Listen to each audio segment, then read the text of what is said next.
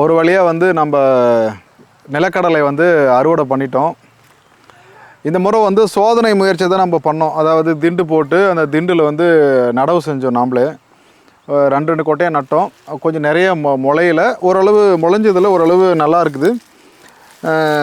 ஒரு சில இது பார்த்திங்கன்னா ஒரு இதில் வந்து 70 கலக்கா இருக்குது, ஒரு இதில் 80 இருக்குது. சராசரியாக பார்த்திங்கன்னா 30 இருக்குது.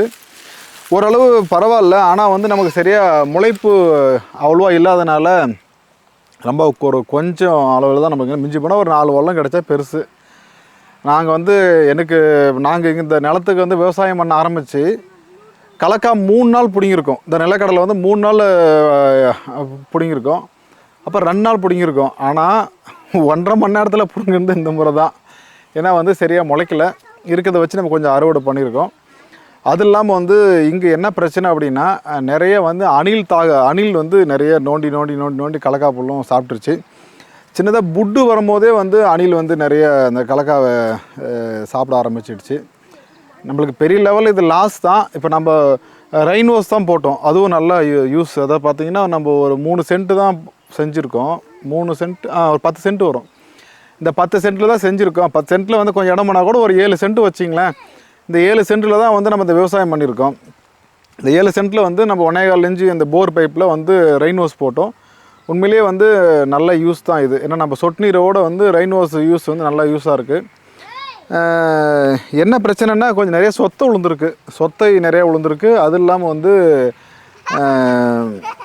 இந்த அணிலோட பிரச்சனை தான் பெரும் பிரச்சனை. நாங்கள் இன்னொரு இடத்துல விவசாயம் அங்கே இன்னொரு மேல் கைனில் பார்க்கும்போது அங்கே என்ன பிரச்சனைனா அங்கே வந்து நிறைய எலி வந்துடும். எலி வலை நிறையா இருக்கும்.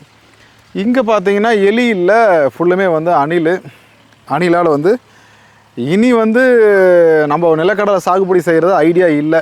காரணம் என்னென்னா, நம்மளால் வந்து அணில் தொல்லையை தாங்க முடியல. இதுக்கு மேலே வந்து காய்கறி மட்டும்தான் நம்ம பண்ணலான்னு பிளான் பண்ணியிருக்கோம். ஏன்னா நம்ம வந்து இது அறுவடை செய்கிறதுலேருந்து எல்லாமே நம்ம ஆள் வைக்கிறதில்ல, நம்மள தான் செய்கிறோம். இருந்தாலும் அணிலோட தான் பிரச்சனை. ஆனால் இருந்தாலும் நம்ம வந்து என்ன சொல்கிறோன்னா, ஏற்கனவே நம்ம சொன்னதான், இந்த சோதனை அடிப்படையில் வந்து திண்டு போட்டு பண்ணோம். இந்த திண்டு போட்டு பண்ணவும் ஒரு நல்லா வந்து நிறைய கலக்கா வந்திருக்கு. நல்ல காய்ப்பு நிறையா இருக்குது. ஒரு 80-90 காயெல்லாம் வந்திருக்கு. நம்ம இன்னும் அந்த உருட்டுவாங்க, அந்த உருட்டுறது வந்து நம்ம செய்யலை. ஒரு பெரிய பிளாஸ்டிக் கேனில் தண்ணி கொஞ்சம் ஊற்றி உருட்டும் போது வந்து நிறைய நம்மளுக்கு வந்து அந்த வேரில் நிறைய கிடைக்கும். நம்ம எதுவும் உருட்டலை அப்படின்னா, நாம் இதில் ஊடு பயிராக வந்து என்ன பண்ணினா தக்காளி நட்டுருந்தோம். இப்போ தக்காளிலாம் அறுவடை செய்கிற டைமு. அதனால் வந்து நம்ம அந்த உருட்ட முடியாத காரணத்தினால வந்து நமக்கு கொஞ்சம் கம்மி. இப்போ இதே நம்ம கரெக்டாக வந்து நம்ம நடவு செஞ்சது எல்லாமே நமக்கு வரும்போது நல்ல வருவாய் கிடச்சிருக்கும். உண்மையிலேயே அந்த திண்டு போட்டு நடவு செய்யக்கூடிய இந்த நிலக்கடலை விவசாயம் வந்து ஒரு லாபகரமான விவசாயம் தான்.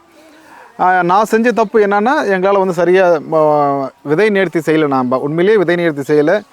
அதேமாதிரி நம்ம எதுவுமே போடல. இது எந்த உரமோ பூச்சிக்கொல்லி மருந்தோ நம்ம எதுவுமே அடிக்கலை.